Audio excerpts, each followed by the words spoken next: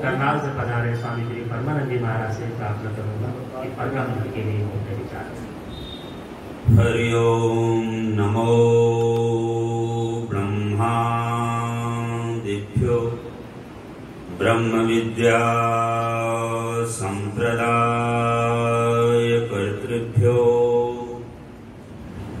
वंशर्षिभ्यो महद्भ्यो नमो गुरुभ्यः। सर्वोपप्लवरहितः प्रज्ञानघनः प्रत्यगर्थो ब्रह्मैवाहमस्मि।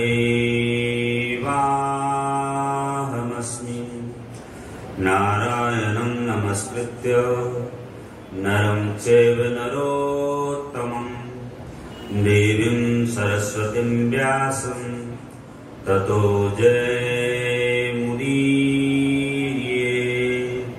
सानन्दमानन्दवने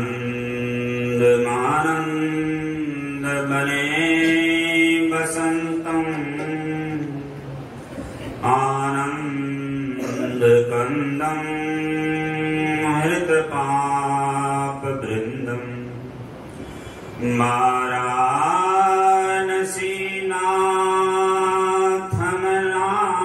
वाराणसीनाथमनाथनाथं श्रीविश्वनाथं शरणं प्रपद्ये। राम राम बोल सीताराम बोल, राम राम बोल सीताराम बोल, राम राम बोल राधे श्याम बोल, राम राम बोल राधे श्याम बोल। गोविंद माधव हरि हरि बोल, गोविंद माधव हरि हरि बोल। राम राम बोल कृष्ण कृष्ण बोल, राम राम बोल कृष्ण कृष्ण बोल। राम राम बोल राधे राधे बोल, राम राम बोल राधे राधे बोल। केशव माधव हरि हरि बोल, केशव माधव हरि हरि बोल। राम राम बोल सीताराम बोल, राम राम बोल सीताराम बोल।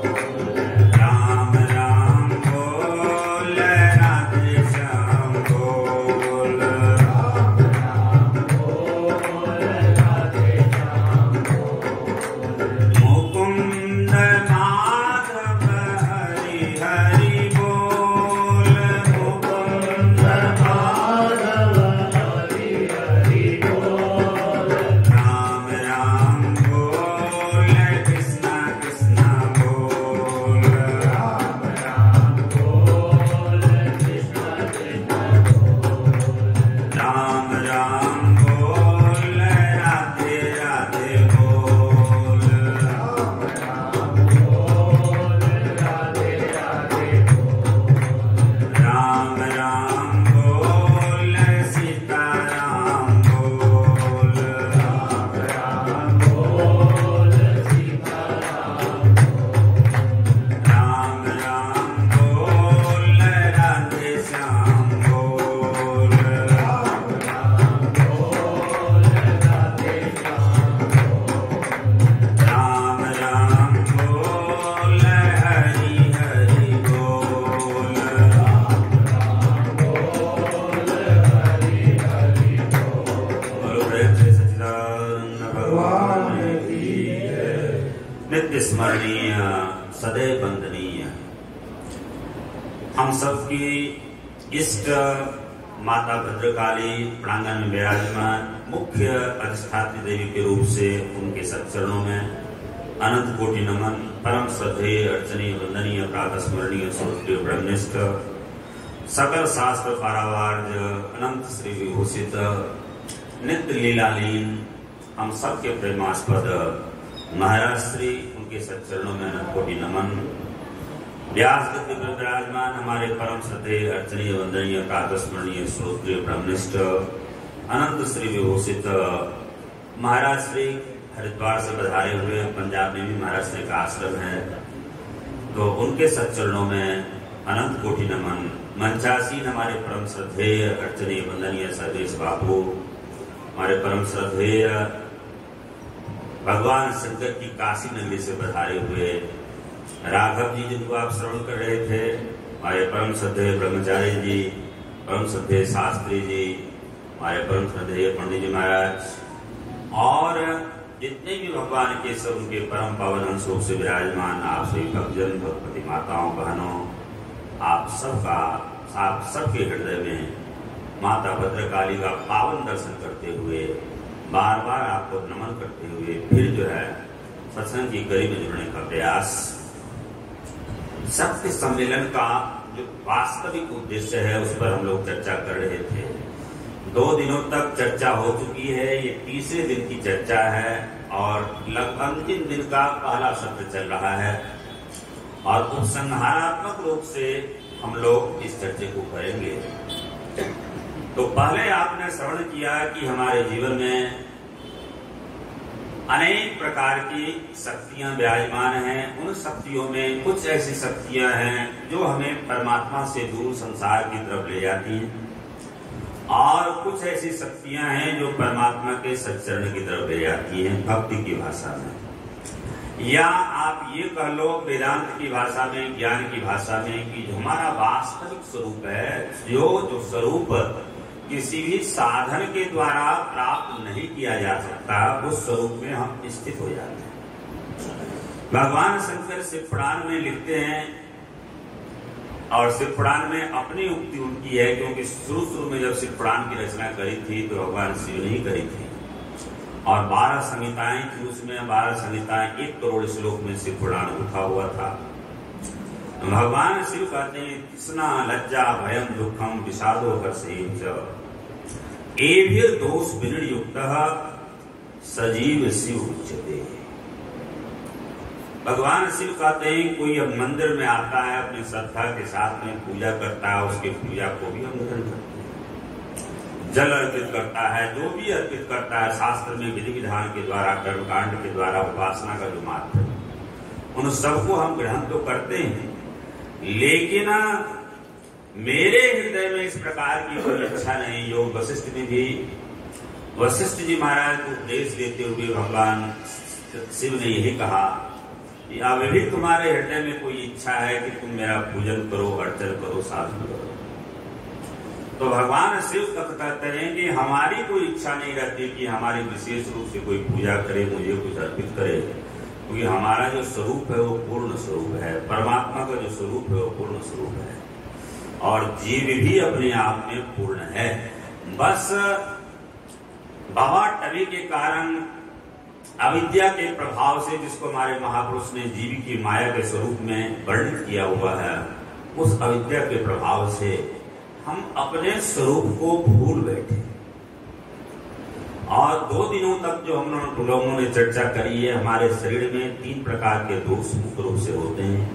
एक स्थूल दोष होता है, एक सूक्ष्म दोष होता है और एक कारण दोष होता है। जिस समय में आप जागृत अवस्था के अंदर में रहते हो और स्थूल इंद्रिया के द्वारा सब प्रकार के कर्मों आप करते हो, हाथ पैर इत्यादि से, उस समय में भी हमारे हृदय में एक ऐसी चीज विराजमान होती है जिस चीज के कारण बार बार इस संसार में हमें जन्म लेना पड़ता है और मरना पड़ता है। जातस्य ही ध्रुवम मृत्यु ध्रुवम जन्म मृत्यु तस्मात् अपरिहार्य अर्थे नातुम सुचितुमर्हसि। इस जीव को दूसरे जगह जाना पड़ेगा।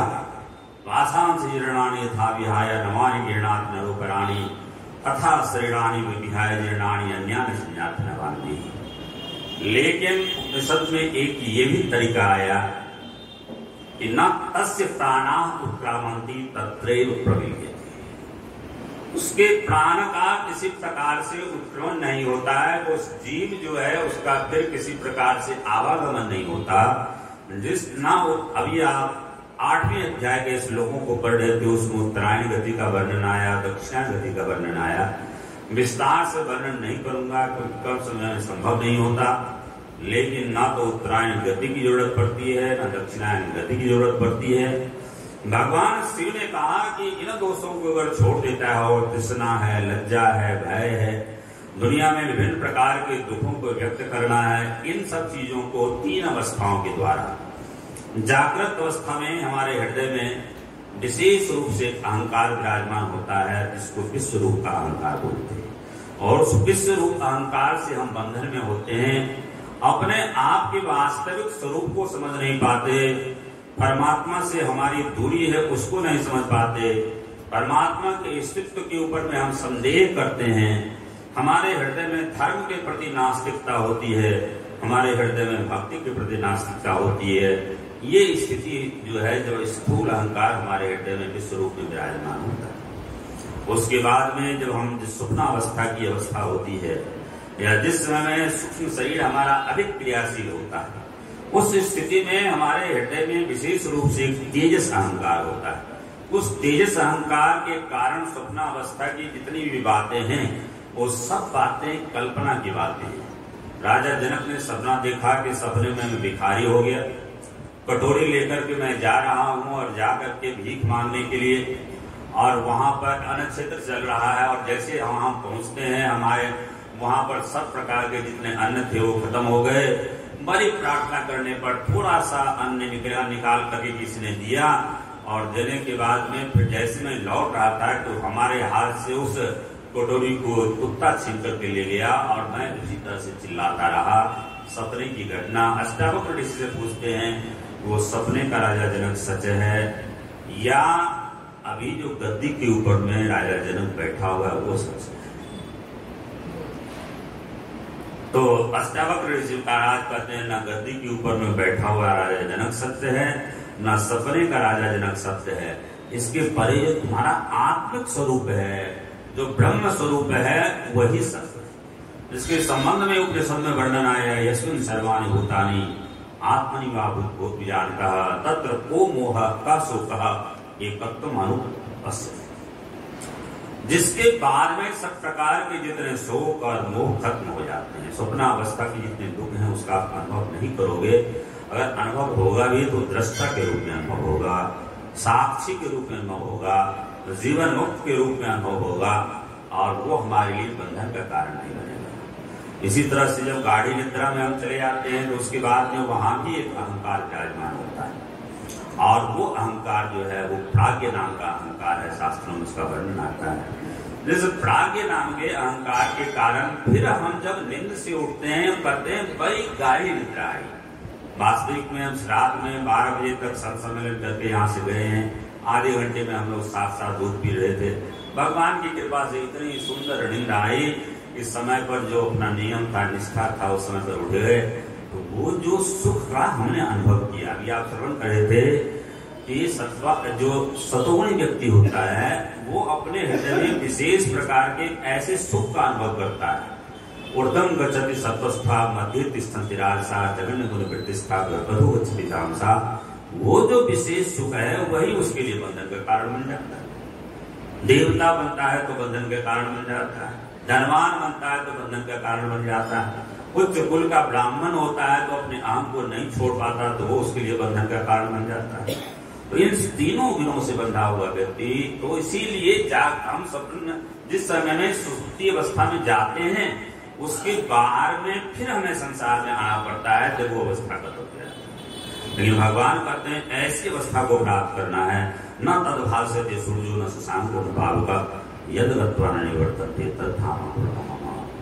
हमारे परम पवित्र भागवत भक्ति का ग्रंथ है, और जगह जगह इन सब चीजों में भागवत जगह जगह सप्ताह पाठ आजकल विशेष रूप से प्रचलन, लेकिन इन सब चीजों को वहां उठाया नहीं जाता।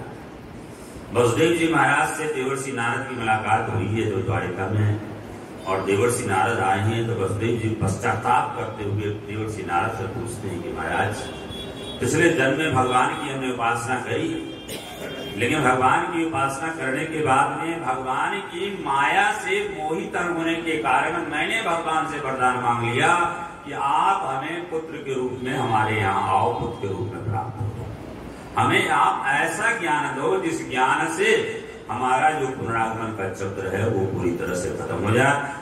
जैसे राजा परीक्षित के पुनरागमन का चक्र अहम ब्रह्म स्वरूप उसका स्मरण करने से सुखदेव महाराज ने खत्म करवाया था। तो कोई भी हमारे जीवन में जितने प्रकार की समस्या हैं, इन 3 चीजों के अंदर में वो गुथी हुई है, और वो समस्याएं जब तक खत्म नहीं होगी, हमारा विश्व रूपी अहंकार खत्म नहीं होगा, मैं संसार में करता नहीं हूं, मैं संसार में भोगता नहीं हूं। योगस्थ कुरुकर्माणि संगम करता धनंजय सिद्ध सिद्धियों समूहत्वा समस्तम योग। हम करने वाले नहीं हैं, हमारे हाथ में परमात्मा की दी हुई थोड़ी सी शक्ति है, जिस शक्ति से मैं कुछ कर लेता हूँ। परमात्मा की थोड़ी सी दी हुई शक्ति है, इस शक्ति के द्वारा मैं सत्संग भवन में चला आता हूँ। परमात्मा के द्वारा दी हुई शक्ति है जिसके कारण मैं प्रवचन कर लेता हूँ। परमात्मा के द्वारा दी हुई शक्ति है जिसके कारण मैं इसको सुन लेता हूँ। परमात्मा के द्वारा शक्ति है जिसके कारण जीवन में कुछ अनुसरण कर लेता हूँ। लेकिन ये सब पूरी तरह से दृढ़ अपरोक्ष हो जाएगा, साक्षात अपरोक्ष हो जाएगा, हमारे हृदय में बैठ जाएगा। तो बैठने के बाद में उसी समय में उसी स्थिति में ना कहीं आना है ना कहीं जाना है, आप अपने हृदय में अनुभव करोगे जो भगवान शंकराचार्य ने कहा कि अहम निर्विकल्पो निराकार रूपो विभुता सर्वत्र सर्वे इंद्रियाणाम न च संगतम नैव मुक्तिर्न बंधा चिदानंद रूपस्य ओम। मैंने अपने जीवन में कभी मुक्ति तो उसको चाहिए कि जिसके जीवन में बंधन रहा हो, उसको मुक्ति चाहिए। हम तो साक्षात अविनाशी बंधन मुक्त स्वरूप सुहावता है ही, वो स्थिति उसमें आप अपने आप को पाओगे। और वो स्थिति आने के बाद में जब कारण के साथ पूरी तरह से माया का प्रभाव हमारे जीवन से समाप्त हो जाता है, उस स्थिति को निर्वीज अवस्था कहते हैं। जिसके लिए महापुरुष ने कहा, एक कर्म है भोगना उपजे अंकुर बहुत, एक कर्म है भूजना उदय न अंकुर सूख। एक कर्म ऐसा है जिससे बहुत संसार को बनाया जा सकता है, और एक कर्म ऐसा है जिससे संसार को खत्म किया जा सकता है। और समय की मर्यादा है, लेकिन एक ये बात बता दूं, या सप्तमी है, माता कालरात्रि की उपासना हम सब कर रहे हैं। तो माता कालरात्रि की उपासना का फल ये है कि ये सब प्रकार की समस्या माता कालरात्रि के आशीर्वाद से खत्म हो जाता है। काल का बंधन खत्म हो जाना, यही माता कालरात्रि की उपासना का परम फल है। ये हमें उपलब्ध हो जाता है। आनंद गिरि महाराज अपने भाष्य टीका में लिखते हैं कि गुरुओं का शब्द हो, परमात्मा का शब्द हमारे हृदय में स्फुरण हुआ हो, वही शब्द अहम ब्रह्मास्मि वृत्ति का कारण बनता है। वास्तविक जो कारण हमारे हृदय में हो, तो गुरु बनकर के वो माता जी आती हैं और आकर के हमारे हृदय में कहती हैं, तुम जो साक्षात हो, तुम्हारा स्वरूप ईश्वर का जो शुद्ध स्वरूप है ब्रह्म, वो स्वरूप तुम्हारा है। संसार के अंदर में जन्मने मरने वाला स्वरूप नहीं है। यही हमें जीवन में अनुभव करना पड़ेगा। तो इसी अपने सौत पुष्पांजलि के द्वारा अपने सत्संग को विराम देते हैं। महाराज श्री के सच्चरणों में अपने सौत पुष्पांजलि को अर्पित करते हैं। सर्वे भवन्तु सुखिनः, सर्वे सन्तु निरामया, सर्वे भद्राणि पश्यन्तु मा कश्चित् दुःखभाग् भवेत्। ओम शांति शांति शांति। दुर्गति नाशनि दुर्गे